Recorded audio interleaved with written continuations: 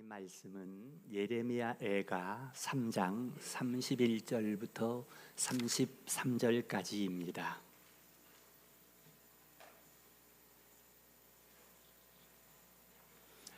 예레미야 애가 3장 31절에서 33절까지입니다.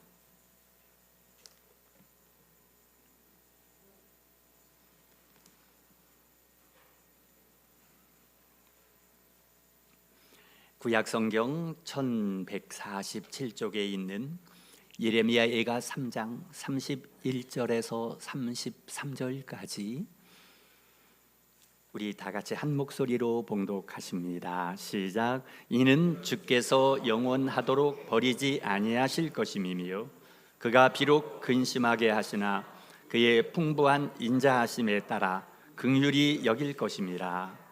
주께서 인생으로 고생하게 하시며 근심하게 하심은 본심이 아니시로다. 아멘. 네, 오늘 금년도 마지막 주일까지 하나님께서 여러분들이 인도해 오셨습니다. 이걸 마음으로 한번 느껴보고 입으로 한번 고백하기 위해서 우리 좌우에 있는 분들에게 따뜻하게 그렇게 인사하시겠습니다. 올 한 해 하나님께서 인도하셨습니다. 네. 그리고 또 앞뒤 분들에게도 따뜻하게요. 내년에도 하나님께서 인도하실 것입니다. 네. 여러분, 올 한 해를 돌이켜보면 잘 살아왔다라기보다는 지금까지 버텨왔다라는 이런 마음이 들 것 같습니다. 내가 올해 잘 살아왔다라기보다는 겨우 버텨왔다라는 마음이요. 올 한 해 열심히 산다고 살았는데 결과를 놓고 볼 때는 참 마음에 들지 않고요. 근데 믿음으로 살아본다고 했지만은 자신 스스로를 생각해 볼 때도 영 기대에 못 미치는 그런 모습이었던 것 같습니다. 그래서 솔직한 마음으로 자신들을 생각해 볼 때에 너무 그냥 힘들었다, 버거웠다, 이러한 마음일 걸로 생각이 듭니다. 내가 오랫동안 해왔던 이러한 것들이, 내가 계획했던 그러한 것들이 이루어졌기보다는 오히려 무너져 내렸다, 이런 표현이 더 맞을 것 같기도 합니다. 오늘 말씀이, 본문이 그러한 말씀입니다. 여기 오늘 본문으로 읽은 예레미야 애가는 말 그대로 예레미야 선지자가 부른 애가, 슬플 애 노래가, 슬픈 노래입니다.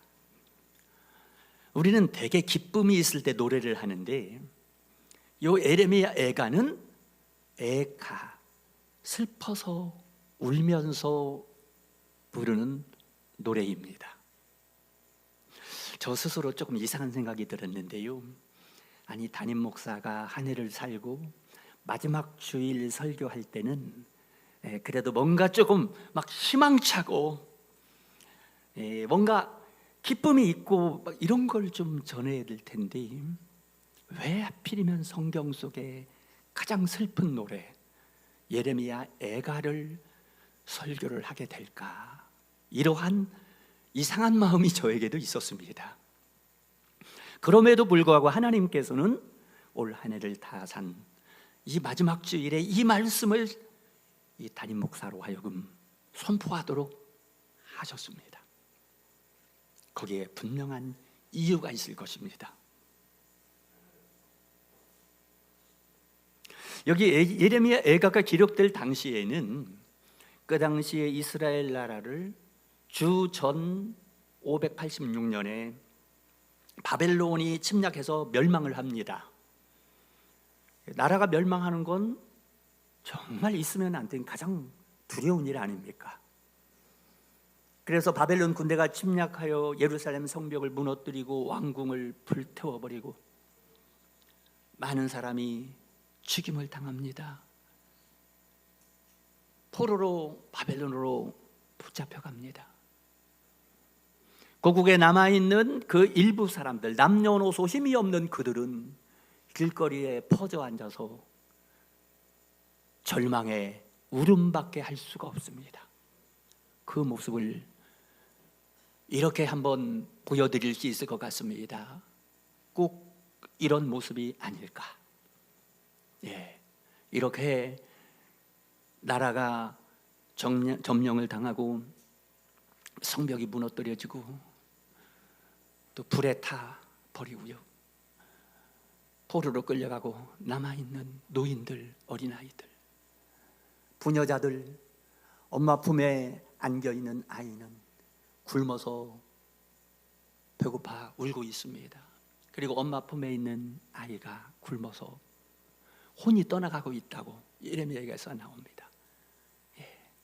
죽어가고 있다. 이 슬픈 현실을 보며 예레미야의 애가를 어제 제가 1장부터 마지막 절까지 읽어보면서 저도 눈물이 났습니다. 저도 눈물 없이는 읽을 수 없는 그 이야기가 예레미야 애가입니다. 전에 우리 교회에서 성경 읽기 프로그램 중에 드라마 바이블이라고요, 그거 읽을 때에 그 성우들이 읽은, 크리스찬 성우들이 읽었던 그 드라마 바이블을 들으면서 쭉 듣는데, 예레미야 애가를 제가 듣는데, 와, 이 성우가 예레미야 애가를 읽다가요, 흐느끼다가 나중에는요 통곡하며 읽더라고요. 아니, 의도하지 않았는데 연기로 그렇게 하는 것이 아니라 이 예레미야 애가를 읽어보면 이게 그냥 읽는 소리가 아니라 통곡 소리이더라고요. 여러분, 예레미야 선지자가 왜 그럴까? 왜 오늘 우리는 2025년도 마지막 주일에 이 소리를 들어야 될까? 왜 예레미야 선지자가 울면서 이 노래를 불러야만 됐을까? 그 이유는 분명합니다. 선지자는 알았습니다. 이 일이 왜 왔는지. 지금 하나님의 백성인 우리들이 하나님 우리에게 그렇게 말씀하시는 것을 듣지 않고 반대방향으로 가는 것입니다. 우상 가운데 빠져 있는 것입니다. 하나님이 거듭 그들에게 말씀을 주셨지만 그들은 반대 방향으로 나갈 때에 이러한 일이 있을 것이다. 선지자들을 통해서 수없이 얘기했습니다. 예레미야 선지자는 지금 보고 있습니다. 하나님이 말씀하신 대로 되고 있다는 것을, 하나님의 마음이 얼마나 아프다는 것을, 하나님이 지금 당신의 백성인 우리 백성을 보고 울고 계시다라는 것을. 지금 예레미야 선지자의 눈물은 그 눈물이었던 것입니다. 또한 이 예레미야 애가를 읽는 우리들에게도 이게 공감이 될 수밖에 없는 것은, 이것은 그 옛날 시대의 예레미야 선지자의 이야기만 아니라 오늘 우리의 얘기라는 것입니다. 무슨 얘기요? 오늘 우리들의 삶 속에서 반복하여 일어나는 이야기가 여기 이 이야기입니다. 그래서 오늘 여러분들 금년 한 해를 살고 이 마지막 주일날 여기 앉아 계시면서도 마음에는 눈물이 흐르고 있습니다. 눈물이 그치지 않고 있습니다. 무너져 내린 내 삶을 바라보며,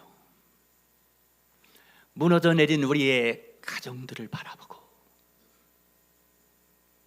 흔들리는 우리의 자녀들을 바라보며 지금 여기 우리도 하염없이 울고 앉아 있는 것이에요. 그리고 오늘 이 마지막 주일날 이 목사를 통해서 하나님께서 이 말씀을 전하게 하신 것은 그 가운데 있는 하나님이 우리에게 주시는 음성입니다.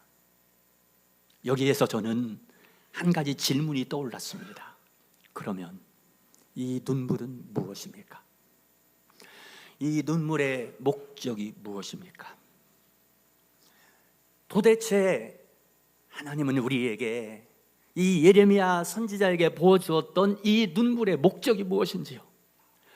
이제 우리가 2025년을 마무리하고 2026년에 들어가야 되는데 하염없이 울고만 있어야 됩니까? 지금 이 백성들처럼 하염없이 앉아서 통곡만 하고 있어야 됩니까? 과연 이 목적이 있지 않겠습니까? 그 목적이 무엇인가? 여러분, 그건 바로 그의 눈물이 멈췄다는 얘기가 아닙니다. 눈물 속에서 소망을 붙잡은 얘기입니다. 여러분, 눈물이 계속되고 있습니다. 지금 예레미야에게는 계속 끝까지 눈물이에요. 끝까지 울고 있어요. 그러나 눈물 속에서 소망을 붙잡은 얘기. 사랑하는 성도 여러분, 오늘 여기 계시는 여러분들도 내 삶의 눈물 속에서 소망을 붙잡으시기를 축복합니다. 하나님이 주시는 메시지가 바로 그것입니다. 그래서 예레미야 선지자는 눈물을 흘리다가 갑자기 입에서 이런 말이 튀어나옵니다. 본문 31절에 이는 주께서 영원히 버리지 아니하실 것임이며, 이는 주께서 영원히 우리를 버리지 않을 것입니다. 여러분, 지금 상황이 좋아진 게 아닙니다. 문제가 해결된 게 아닙니다. 여전히 눈물의 골짜기 속에 있습니다. 그러나 주께서 영원히 버리지 아니하신다. 이것은 절망 속에서도 부르는 마지막 신앙 고백입니다. 네.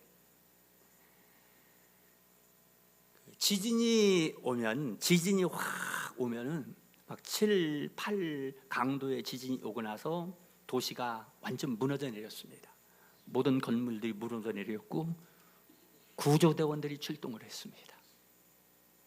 근데 한 건물 밑에서 조그맣게 똑똑똑 소리가 들립니다.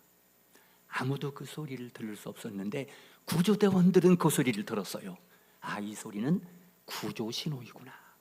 지금 이 안에 매몰된 이 사람이 너무 중상을 입어서 목소리도 낼 수 없지만 조그맣게 똑똑똑 하는 소리가 지금 이 안에 사람이 살아있다는 신호이다. 구조를 요청하는 신호이구나라는 걸 알아차립니다. 여러분, 지금 다 무너진 예루살렘의 폐허 속에서 백성들이 흐느끼며 하나님 앞에 우리를 구조해 달라고 말도 낼 수 없었지만은 그들이 흐느끼는 신음소리를 하나님이 듣고 계신다라는 거예요. 그래서 우린 이렇게 노래하지 않습니까? 하나님 사랑의 눈으로 너를 어느 때나 바라보시고 하나님이 인자한 귀로서 언제나 너에게 기울이시니 어두움에 밝은 빛을 비춰주시고 너의 작은 신음에도 응답하시니. 하나님 사랑의 눈으로 한번 불러볼까요?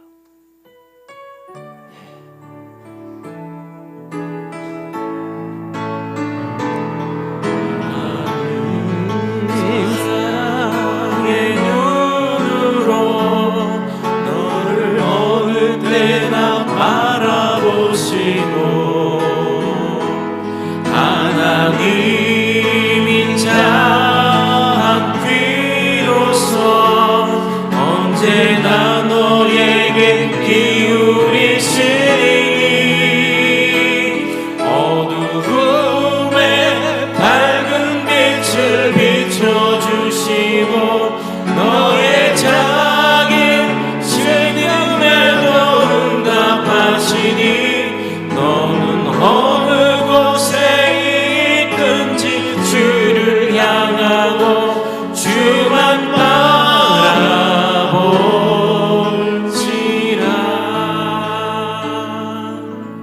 아멘.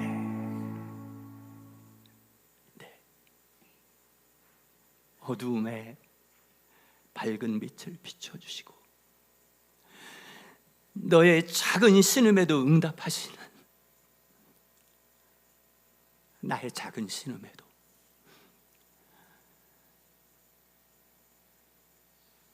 폐허가 돼버린 그 인생을 바라보고 망연자실해서 신음소리를 내고 있는 내 신음에도 응답하시는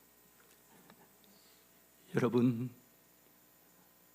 지금 여러분들의 마음속에 아무도 듣지 못하는 신음소리, 흐르는 눈물 소리를 하나님이 들으시고, 아무도 듣지 못하는데 나의 작은 신음소리도 들으시고 응답하시는, 이것이 지금 여기 예레미야 애가의 슬픈 노래입니다. 31절, 이는 주께서 영원하도록 버리지 아니하실 것이며.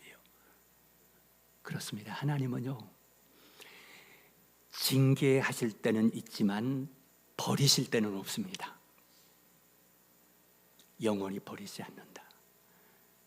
하나님은 징계하실 때는 있지만 버리지는 않으십니다. 왜냐하면 하나님은 감정으로 일하시는 분이 아니라 성품으로 일하시는 분이기 때문입니다.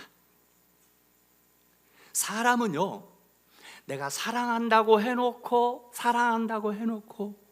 사랑으로 지금 한다고 하면서 감정으로 할 때가 많습니다. 그러나 우리 하나님은 결코 왔다 갔다 하는 감정으로 일하시는 분이 아니라 당신의 성품으로 일하십니다. 제가 과거에 총신대학원에 다닐 때의 교수님 가운데에 권성수 교수님이란 분이 수업 시간에 이런 얘기를 했습니다. 자신의 얘기였습니다. 저희 집에 아들이 있는데, 어린 아들이 있는데 때로 아들이 잘못할 때 매를 듭니다. 매를 들어서 아들이 잘못하니 훈계를 하기 위해서 회초리 매를 들어서 때리는데, 글쎄 때리기 시작하면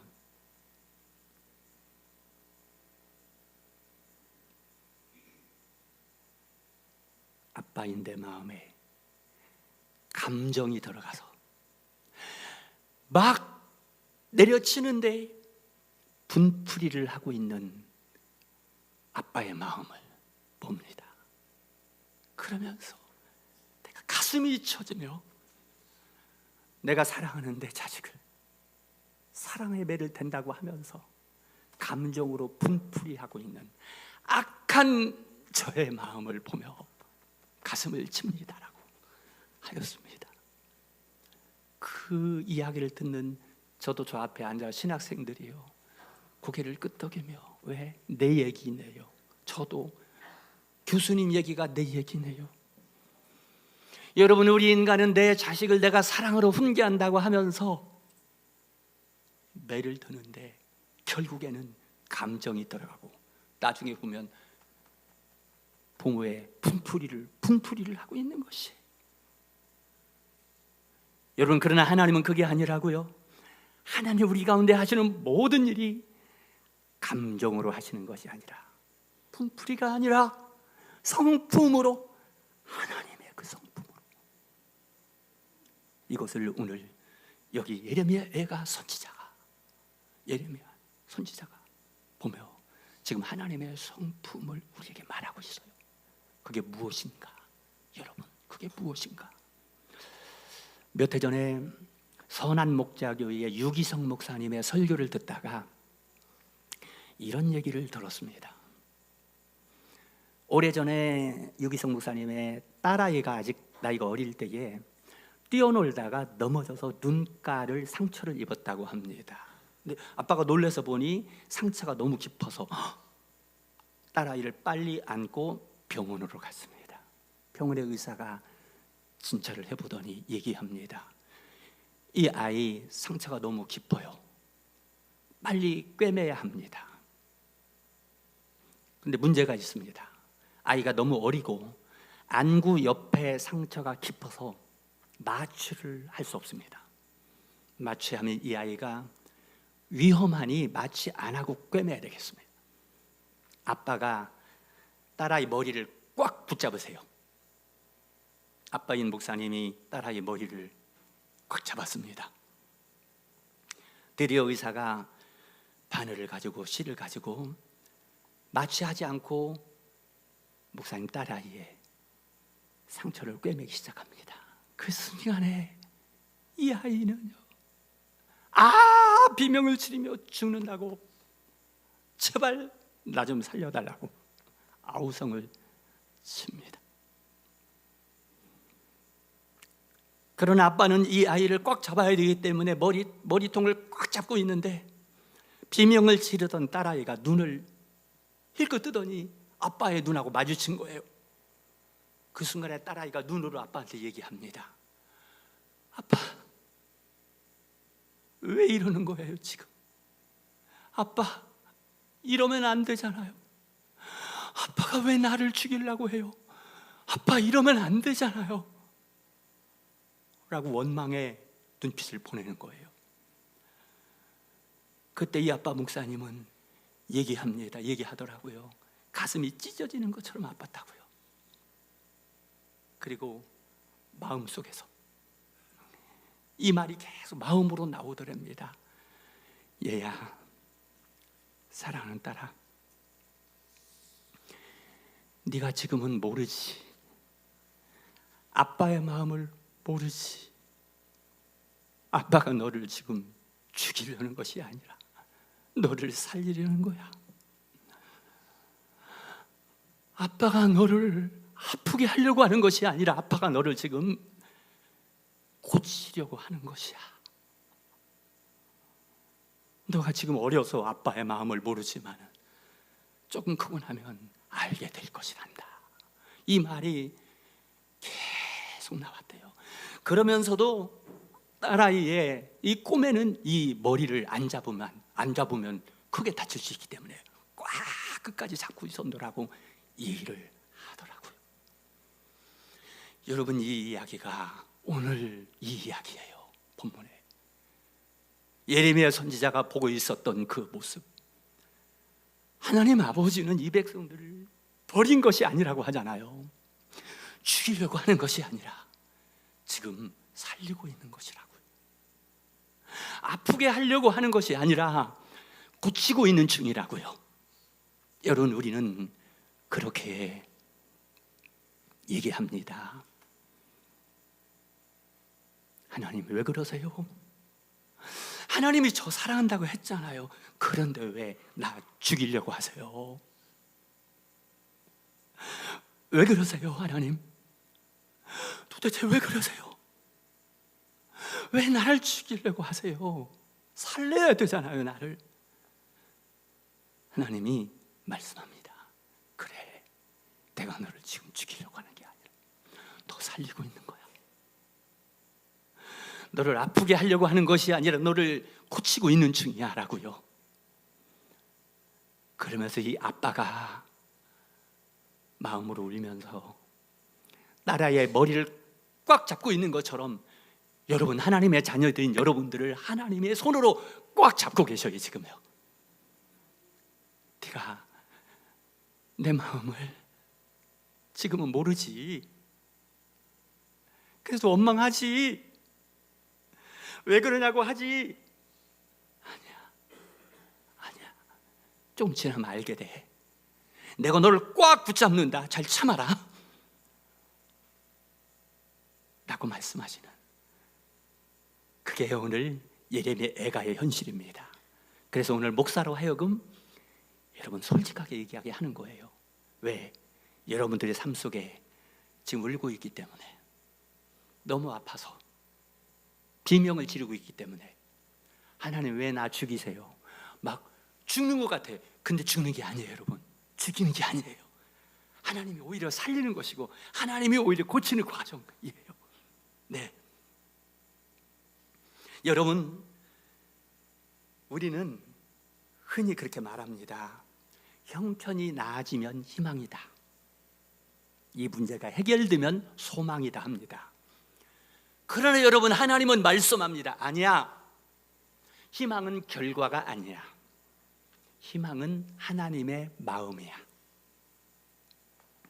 희망은 하나님 아버지의 마음에 너희 마음을 두는 게 그게 진짜 소망이야 라고요. 사랑하는 성도 여러분, 오늘 하나님 아버지의 마음에 여러분의 마음을 두시기 바랍니다. 딱 여러분, 하나님 아버지의 마음에 내 마음을 두는 것이 믿음이고, 하나님 아버지의 마음에 내 마음을 붙잡아 매는 것이 유일한 우리의 소망이에요. 상황을 보면 이미 나라가 망해서요, 성이 다 무너졌어요. 심지어 예배를 드리던 성전도 다 무너져 버렸어요. 불탔어요. 희망이 어디에 있어요? 소망이 어디에 있어요? 없잖아요. 가정이 다 깨졌습니다. 가장이 포로로 붙잡혀 갔어요. 아무런 대책이 없어요. 그런데 희망을 노래하죠. 무엇 때문에? 희망은 결과가 아니라 하나님의 마음에 있다고. 희망은 문제 해결이 아니라 하나님의 마음에 있다고. 여러분, 우리는 항상 우리 삶에 문제가 있습니다. 내 인생에, 우리 가정의 자녀들의, 이 교회에도 항상 문제는 있어요. 문제 해결이 희망이 아니라 하나님의 마음, 본심 안에 있다. 그 본심이 무엇일까? 오늘 33절에 말씀합니다. 본문 33절, 주께서 인생으로 고생하게 하시며 근심하게 하심은 본심이 아니시로다. 예. 본심이 아니라고요. 내가 지금 이렇게 인생이 고생하고 근심하는 것이, 내가 지금 눈물을 흘릴 수밖에 없는 것이, 예루살렘 백성들이 지금 나라가 망하고 폐허가 되고 하염없이 울고 있을 수밖에 없는 것이 하나님의 본심은 아니라고. 왜? 아빠가 딸아이 머리를 꽉 잡고 있는 것이요, 죽이려고 하는 것이 아니라 고치려고 하는 것처럼 하나님은 사랑의 손으로 자기 백성을 붙잡으시고 지금 고치고 있다라는 거예요. 이것이 본심이라고요. 여러분, 이게 내 아버지의 본심이라고요. 그래서 예레미야 선지자는 이렇게 고백합니다. 여기 예레미야가 3장 22절에 여호와의 인자와 긍휼이 무궁하심으로 우리가 진멸되지 아니함이니이다. 자, 보세요.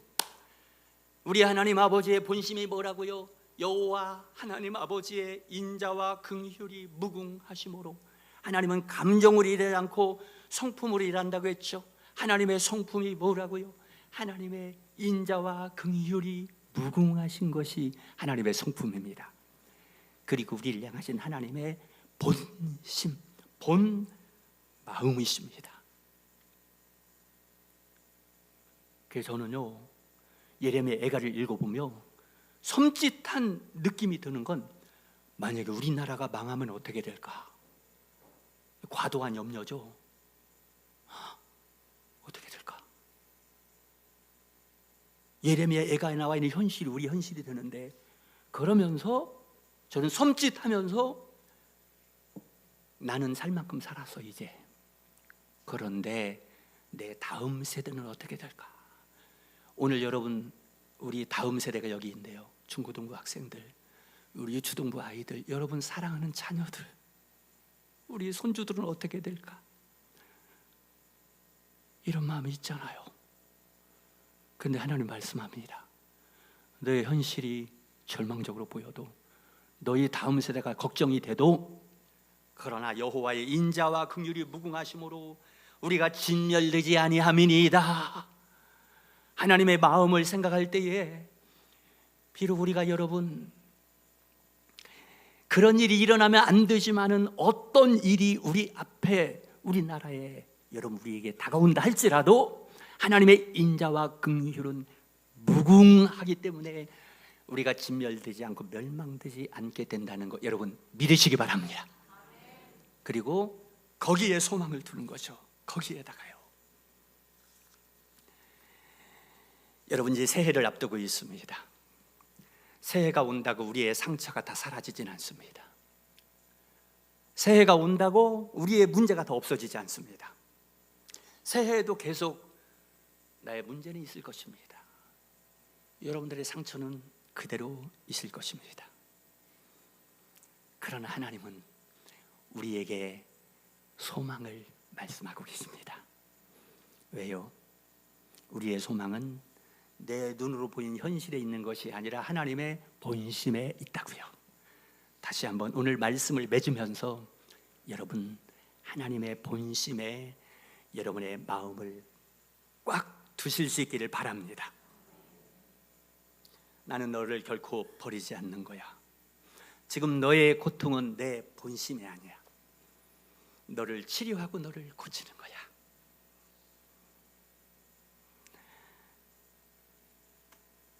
내가 너의 인생을 꽉 잡고 있어. 내게 맡겨라. 그리고 다시 소망을 말해라. 오늘 설교 제목이 다시 소망을 말하다입니다. 2025년도 여러분 정말 고생하셨습니다. 아무리 소망을 가지고 싶어도 소망이 보이지 않을 때에 여러분 하나님의 마음에 우리의 소망을 두시기를 바랍니다. 하나님의 본심, 하나님의 인자와 긍휼이 무궁하다라는 이 하나님의 본심. 그래서 우리가 결코 진멸되지 않습니다. 결코 멸망하지 않습니다. 하나님 우리를 더 건강한 미래로, 더 아름다운 미래로 인도하기 위해서 지금 이끌고 계시다는 사실을 꼭 마음에 간직하시고 사랑하는 여러분들의 마음이 하나님 아버지의 본심과 꼭 맞아져서 올 한 해를 마무리하고 새해로 들어갈 수 있기를 주님 이름으로 축원을 드립니다.